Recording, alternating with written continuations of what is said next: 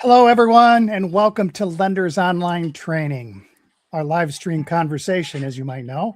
I'm Dave Stauffacher. I'm the senior credit trainer with Lenders Online Training, where, as many of you know, we help lending and credit professionals say yes to good loans. So today, we're going to stray away from our usual format, that is responding to many of your questions that you've submitted over the months and years, and because we have a special guest today. Her name is Sara Kraft. So whether you lead a credit team, you're managing analysts, or you sit at that approval chair, I'd like to think that today's actual conversation is probably something that's very interesting to you. I'm joined today by Sara Kraft. She's the principal consultant at Laurel Peak Consulting. She's a commercial banking strategist. I guess we're going to have to focus on that word strategy, but she's a strategist. She's led credit teams. She's developed training programs. She's actually joined the ranks. She's kind of rolled up her sleeves, worked with bankers, lenders in the trenches, which I really like that. She brings a different perspective here, and I think it's something that we don't hear of, and I'm going to be a little biased here, that we don't hear enough of. It's what's breaking down the way our credit teams, the way they communicate, the way that the experienced analysts kind of go through the process, and sometimes they're just missing something. So Sara facilitates AnalytiQ. Now, something unique about that, it's with the Q. So I'm going to make sure that she talks about that during today's session. It's a training program for credit analysts that bridges the gap between, well, it's all about communication, the things that undermine our commercial process. And actually, that's what we're going to talk about today. 5 blind spots that kind of undermine the communication process that we deal with in credit. They're not exotic problems. They're kind of assumptions that are kind of in plain sight, but we just kind of don't think about. They actually resolve around communication. And some of you at Lenders Online Training know the fact that communication is one of those C's of credit that I bring up a lot. I think it's more than just the 5 C's. So it's how we interpret risk. It's actually how we frame the decisions with the people we talk with. And actually, it kind of gets into the issue of how the credit process sometimes just breaks down through information. Sara, I want to welcome you today, and thanks for joining us. So did I miss anything? I don't think so. Thanks so much for the introduction. And I'm really excited to be here today. Glad that I ran across Lenders Online Training probably about 8 years ago. So your organization's been instrumental in helping the credit teams that I've worked with over the years in just getting that really solid credit foundation. And you're right, I built AnalytiQ to be a little bit different from that traditional credit training. We focus a lot on the numbers, and that's so critical. Don't underestimate or think that I'm underestimating that. But I wrote the AnalytiQ program to really complement that with a set of communication skills. And what should that look like for credit analysts? Everything from, how do we ask questions? What really is the purpose of the credit presentation? What are we writing for? And should we be writing differently to benefit that audience who's going to be the end user of our credit presentation? Awesome. Well, as you know, we've talked a little bit earlier before this session today, and you know that I have a banking background. No, it's a few years before me. But in my earlier days, and right now, because I work a lot with lenders and credit analysts, both with Lenders Online Training and my consulting practice that I work with. So I'm really looking forward to today's discussion about blind spots. So are you ready? I'm ready. Let's go. Okay, let's work on one of the first blind spots. This one has some dearness to my heart. It's believing the numbers tell the story. So I want you to talk a little bit about that if I recall that, you talk about numbers, you talk about story in the presentation. Talk some more about that. I think a lot of times the credit analyst, there's this huge stack of information in front of you, right? If it's written down or it's in files on your computer these days, but it's a lot of information, and we can easily start to perceive as analysts that I should be able to determine what the story is from those numbers. So maybe revenues went up by 10%. I can assume that that's a good thing, right? The up is the right direction we typically want. But what if I found out some more context, like they actually tried to double the size of their sales staff last year in the hopes that they could double revenues, but actually they achieved 10%. Now all of a sudden I'm maybe a little more concerned about about that. So we have, the numbers are simply facts. We need to give that some context. We need to carry it a little bit further to tell the story of, why is the number the way that it is, and should I be concerned about that or not? So we talk in analytic about the credit presentation really being a story supported by the numbers. So still absolutely critical that you understand your ratios, you understand where the numbers are coming from, what's good, what's potentially concerning, and to really tell the story then for your credit approval is where you're really adding value. I love that. I mean, when I teach our Lenders Online training participants, I've always kind of put it in the context that the numbers that we look at, whether it's on a tax return, whether it's on a financial statement, they're just numbers, right? They are numbers that reflect something that happened. And this is the ironic part. We're looking at the information, maybe it's April, May, or during this time period, but we're looking at information that reflects numbers of 5 months ago, 10 months ago, a whole year prior. So what we're trying to do is how can we develop something between the numbers so that is relevance to our underwriters or our, process. Is that correct? Foundationally, we believe that historical numbers should somehow give us some hints about what's going to be happening in the future. So using words effectively to tell the story rather than maybe a recitation of the numbers is where you're really elevating your game in the credit analyst world. Yeah, what I like about that is interesting. When we talk about, we often look at things historically speaking as a bank underwriter. We're basically going through, evaluating the numbers. But sometimes there's the issue of looking forward, using the numbers as a point of pivot for many of our clients to say, all right, this is what happened, but notice they did this in strategy. So now all of a sudden you're actually adding context to numbers as to what management did, which I think would be a good sign when we're underwriting the credit that, all right, things didn't go as well, but this is what they did and changed the numbers. Correct. Just it all comes down to context. I think that might be our word of the day here today in our conversation. But that is the value that credit analysts add to this process that isn't replaced by artificial intelligence, by our more sophisticated software systems that we have today. And as an analyst, you're not going to know that information innately simply by looking at a tax return. You're going to have to ask some questions. You're going to have to be part of a conversation with the borrower, figuring out how to go about that information gathering so that you can obtain the story is critical as well. In your bio that I was talking about, you mentioned that you actually were in the trenches. What did you learn from that, and how can that help some of our analysts or bankers in developing context? So in one of the training programs actually that I developed, it was actually a 2-day session on writing better credit presentations. And as part of that, we spent quite a bit of time talking with credit approvers. After all, they're the end users of the presentation. And I see this in a lot of organizations where approvers, either approve a credit or they ask for some revisions, but there's not always a strong feedback loop between the approver and the credit analyst, who then can learn from and level up their work from there.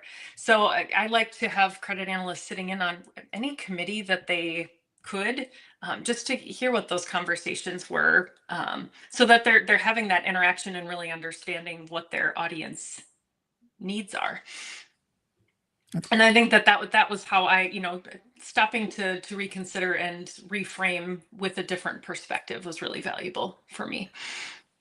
I love that. I love that. All right, let's move on to blind spot number 2. Stopping at observation instead of interpretation. Talk to me more about this one. This is my way of saying, please stop with the elevator analysis. and a lot of us have heard of that. And for those who haven't, elevator analysis is when we stop at saying revenues went up, gross profit margin was down, cost of goods sold was up. We're just talking about what goes up and down like an elevator, and we're not talking about why, and we're not talking about whether an approver should care or not.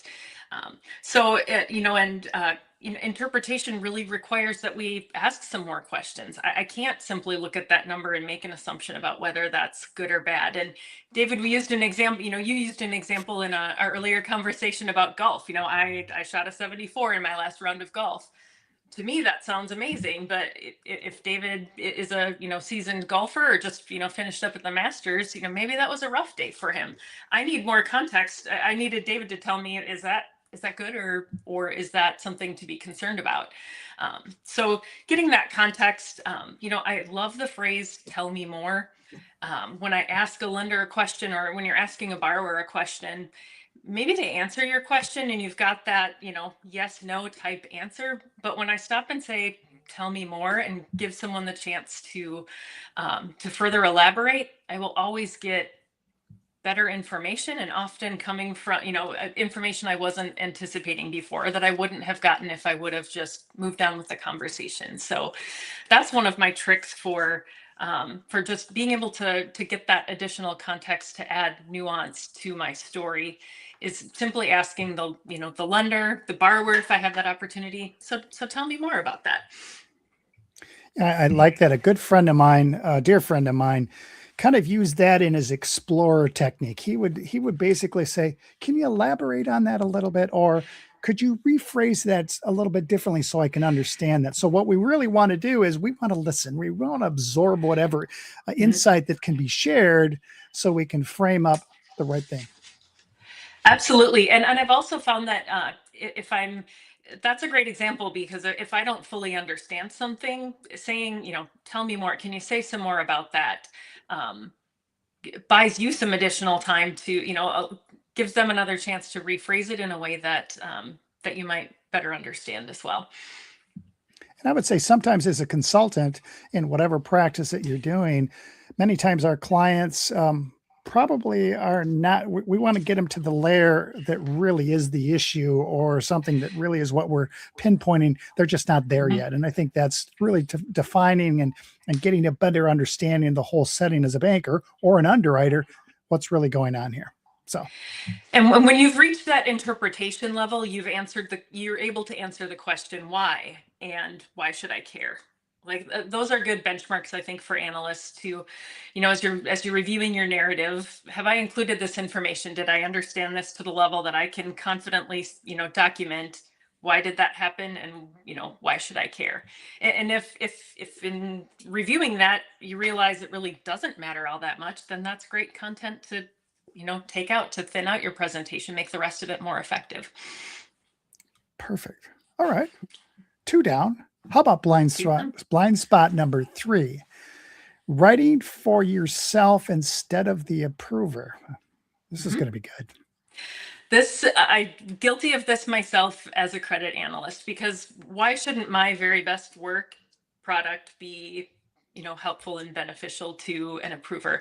And I mentioned this earlier, but when I was putting together this 2-day session on writing a stronger credit presentation narrative, I came to the realization that, I can put paragraph after paragraph and long sentences and, a very university sounding vocabulary. But actually, my credit approvers are often reading presentations in the evening on their own personal time. If they're getting ready for a committee, our committees were always on Tuesday morning, and one approver confessed to me that like Monday Night Football doubled as their time to get up to speed on presentations. So what I realized from that is, wow, I need to make this easier for someone to be able to understand by skimming it, by they're going to hone in on a certain risk or a certain concern that they have, but I want them to be able to find the information they need easily. So that might mean more bulleted lists. That definitely means I need to reduce word count. The goal here is, I'm not paid by the word as a credit analyst. I can make that paragraph shorter and more succinct, and that's actually going to help my overall message carry through and be more clear. I find that interesting with writing. Many times, you have people that struggle with writing. I get that. I would probably put myself in that kind of bucket. There's those that are very fluent in writing and very creative in their writing. So their business plans or their write-ups for loans get to be just long.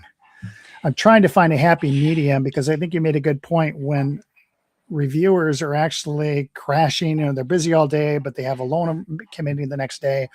They have to go through this stuff pretty quickly.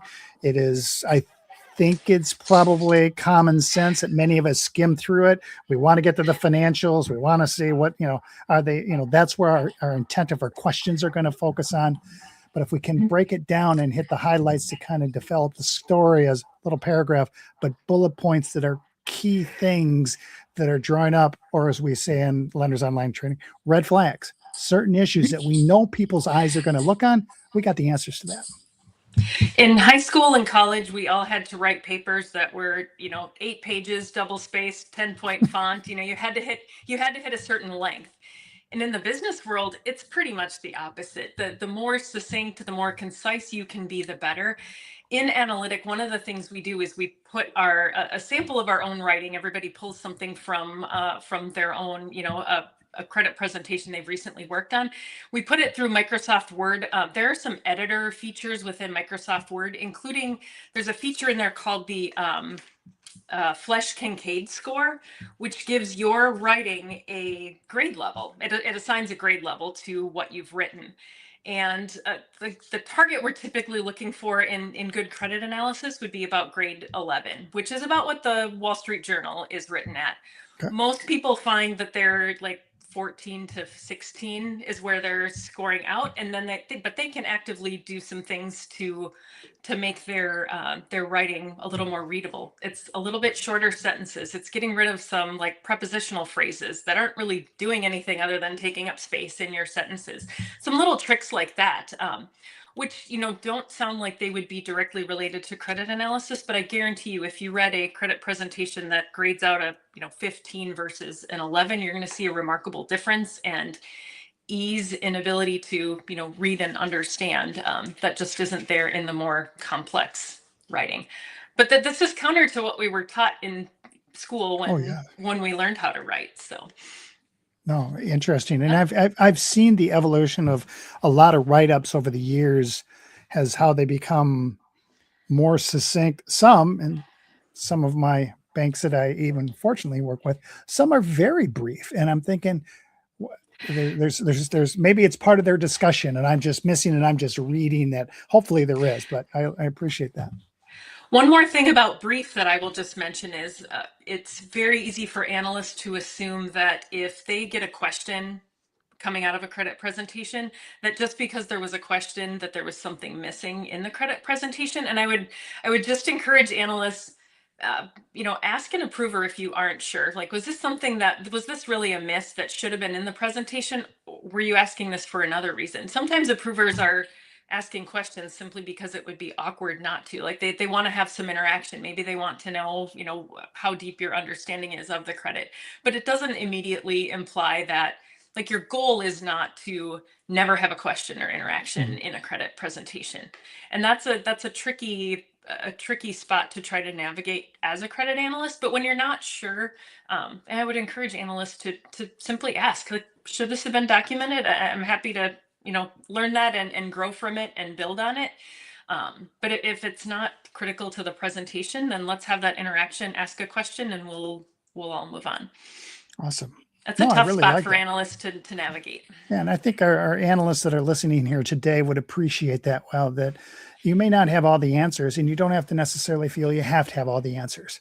But if a question comes up, it might be a great learning period and you just ask. And maybe it was just something that came out of the air and they're just trying to define something.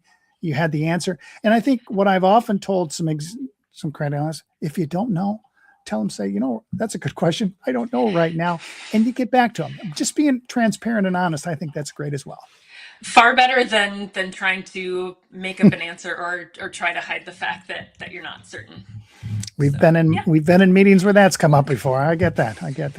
All right, let's move on to blind spot number 4. Assuming that the analyst's role is static. Explain about that.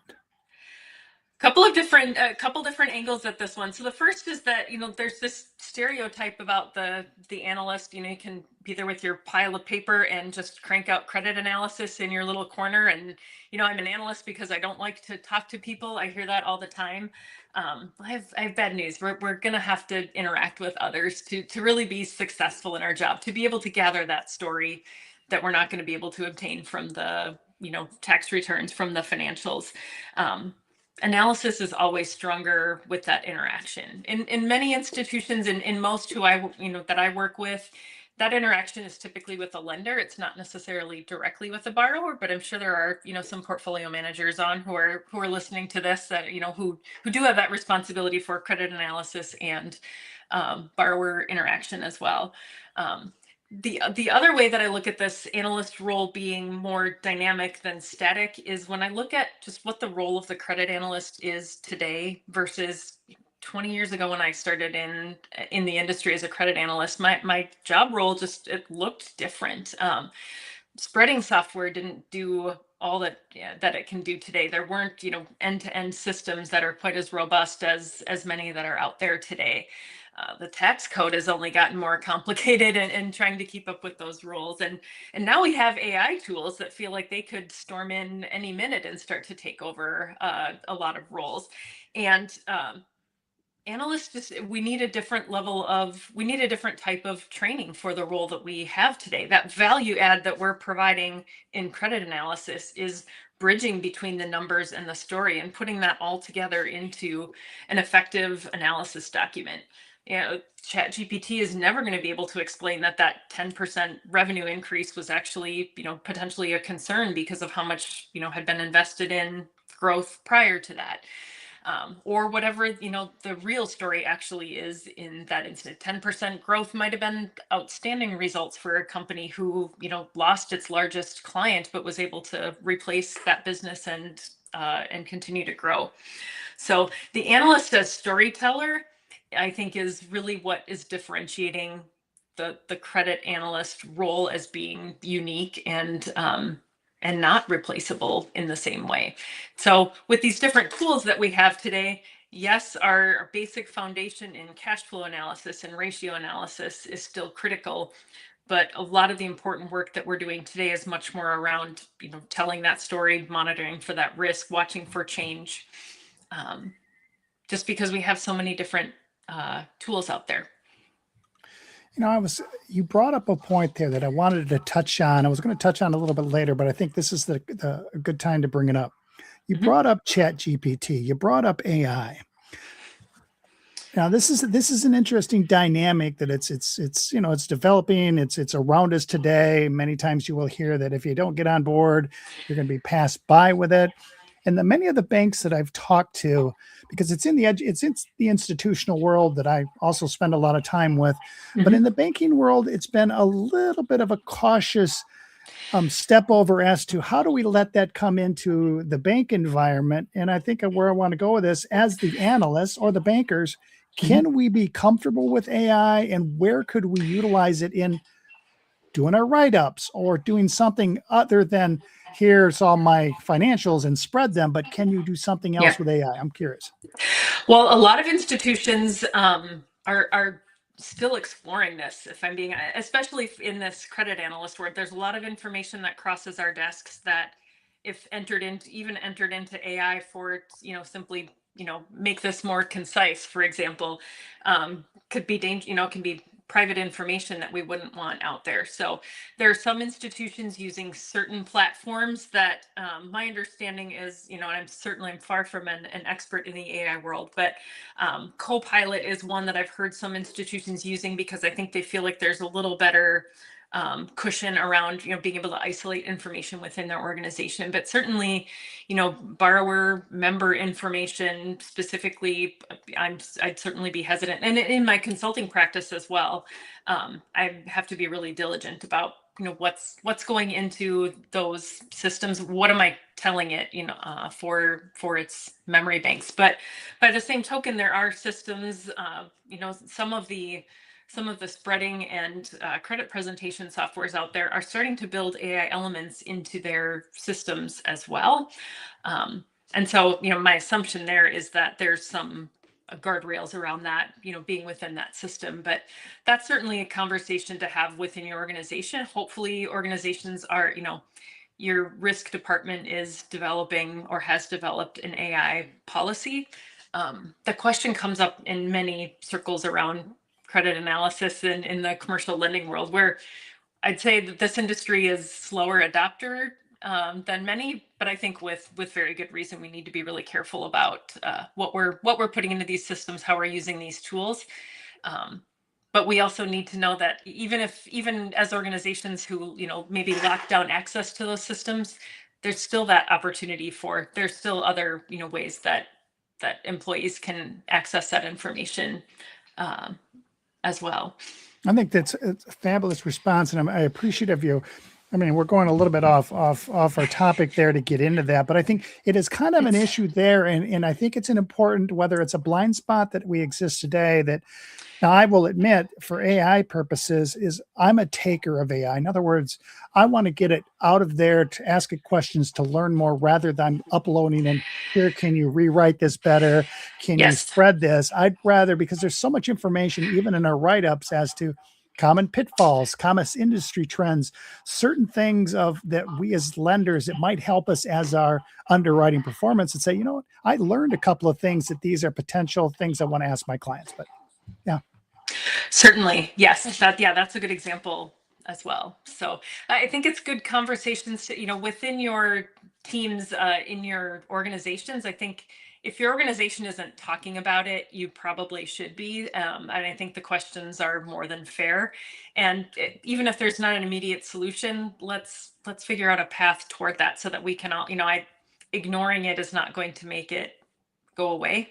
Mm-hmm. I think it probably puts us in a better position to at least explore what our parameters are or should be within our organizations. Excellent. I appreciate it. Okay, our last blind spot today is underestimating the importance of understanding the full loan process. Mm-hmm. Where do we go with this one? Well, so when I worked in a bank for about 15 years, I moved to a credit union where I really got to start a commercial lending department with a couple of lenders. And in that, when I moved to that new organization, I would get questions once in a while about deals, as they continue to progress, that had already been approved. And I used to joke that, well, the deal got approved, so it's dead to me now. Like, I'm on to the next thing, and that's somebody else's job, right? But the reality is, when having that familiarity with what else is going on in the commercial loan cycle, who else is doing it, what's being done, it's critical to know where you fit in as the credit analyst, as well as give you some insights and maybe empathy for what the other roles in the commercial process are doing. And here's an example of that in analytic. We talked about this in week 1. It was one of our kind of level setting topics, is looking at the big picture of credit analysis. And I had this graphic that I had put together, and it depicts the commercial lending process essentially as a figure 8. And on one loop of the figure 8 is kind of that loan origination process, which is starting with prospecting and moving along through loan closing. And then it goes over to this side, which is your portfolio management, which is your annual review cycle. And if something happened, maybe there's a new loan request, we go back over into the origination cycle. But that was how I turned that into a figure 8. And an analyst sent me an email after class and said, thanks for putting that graphic together. I thought I really understood what the whole process was, but I never really stopped to realize that prospecting is where this all starts. Like, for me, the loan begins when I get this set of terms and, information to start a credit presentation, but I never really took the time to think through, the lender prospected to find this loan opportunity, and maybe they did that for a year or two before, they actually got all the information and that opportunity. And that gives me a new appreciation for, my partner, and that, I wouldn't have loans to underwrite if I didn't have that lending partner. But now I understand a bit more about what they're going through, and that their only priority is not, getting this one particular loan through, but they have this whole ecosystem of loans they're working on at any point in time. And the same is true for your loan processor, who is, working the deal both before and after you as a credit analyst, to get, all the details in order so that we can get to a loan closing and have everything that we that we need in order to do so. So I encourage the attendees to, take some time that week to have a conversation with someone else in the process. And the feedback that I got from them about, just being asked the question of what's easy about, what's easy for you to accomplish in your work and what's more challenging. And maybe there's an easy way that I could help make something challenging a little bit easier. But if nothing else, I can have a greater appreciation for the work that you're doing and how my work fits into that bigger cycle overall. Definitely kudos to the loan processors. Now, we probably don't have any loan processors on today's session, but credit analysts, bankers, just say thank you to your loan processors. They're the Swiss Army knives. Oh my goodness. They put it all together. We kind of get the glory. We're at the table, the signatures. Yeah. I get that, but they do so much work in making sure all those documents seem to go together, that all the mailing addresses work, all the they just have to, that they're appreciated. So kudos to them. And so analysts, bankers, just say thank you to them. That's be awesome. In all of my years working in this process, and I've been in all of the different chairs of the commercial lending process, but it becomes easy to feel like these work groups are a little bit working against each other, right? You have the lender who wants to get the deal done and it has to close on Thursday, and you have your analyst who is, has some questions about the numbers, and you have your processor who needs this list of information. It's easy to feel like there is some friction there. Yep. But when we stop to realize, actually we're all on the same team. We're looking at this from different perspectives, and those different perspectives are very intentionally designed to protect our institutions, to ensure that our loans are getting put on the books, are being monitored appropriately.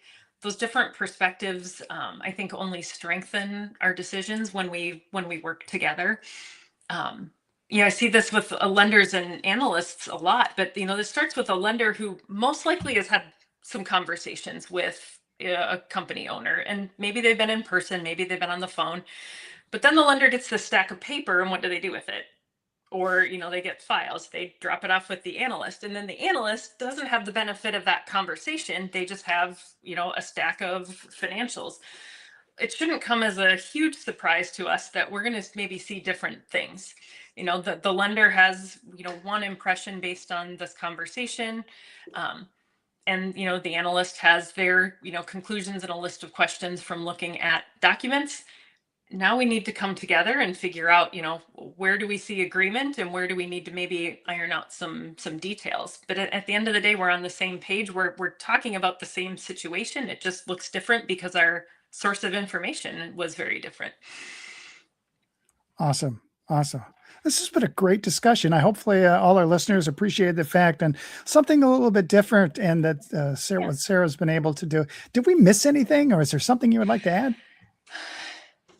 No, I think thinking about our communication skills, and it's something that it feels like it should be innate for all of us, but the reality is we can all be challenged to think a little bit differently about how we communicate, maybe some best practices, maybe some strategies we can employ to get better answers to our questions, or to know that there might be that potential friction with our teammates, but how in reality can we maybe put ourselves in their shoes for a minute and look at things from a different perspective and come to some different understanding. And even though we have different perspectives, we can still collaborate really effectively together. Awesome. That's a great message. So how can our followers connect with you? Certainly. So I do have a website for analytics specifically. It's analytic with a Q at the end, -training.com. And then feel free to also connect with me if someone has questions or just wants to continue the conversation. Can also reach my email which is sara.kraft@laurelpeakconsulting.com. So would love to just hear your thoughts, and I will be offering future sessions of analytic as well. I don't have anything on calendars at the moment, but it's essentially structured, very similar to Lenders Online Training, an hour a week over the course of 6 weeks. with a focus really on, those weeks in between. You don't have specific homework, but we're doing, hey, here are, find a paragraph, an opportunity where you can turn a paragraph into a bulleted list that makes it a little bit easier for your readers. So really, simple tasks like that can allow for some carryover between what we talk about in class and how you put those skills into action right away. That's awesome. Well, today, everyone, we recognize our lenders, our analysts, they face a lot of pressure to deal with things fast. They have to make confident lending decisions. And my goodness, navigating the tax returns, the financial statements, and just the regulations that we deal with, it can be very difficult. We take pride of ourselves here at Lenders Online Training. Our online courses focus on tax returns. They focus on financial statements and even focus on commercial real estate, as we're going to be developing, as that new course is going to be coming out. Just a little bit of a plug there. We want to make sure that your team feels confident, that they have a clear understanding of what their analysis is. They feel good in conversation. They're looking to do good things for their borrowers, but they're confident that when they present to their committees. We think foundational training is important. It's step-by-step, practical tools. You get to meet with people like myself, Joe, Linda. We want our lenders to feel confident when they're talking to their peers and representing their clients. So check us out at lendersonlinetraining.com. Check us out. Lastly, as you know, I always close out with this. We love to hear the questions from you. That's kind of why we've done these live streams, the questions and comments that you've asked. Joe and I and Linda love to be able to answer those. So please keep sending those in. That's at experts@lendersonlinetraining.com. Again, if you have any questions specific to Sara, please reach out and check with her. I think it was a wonderful conversation today. I learned a lot. It's been a very rewarding conversation, and feel free to reach her out as well. So I want to thank you all for coming, and we will look to connect with you soon. So see you, everybody. Have a wonderful day.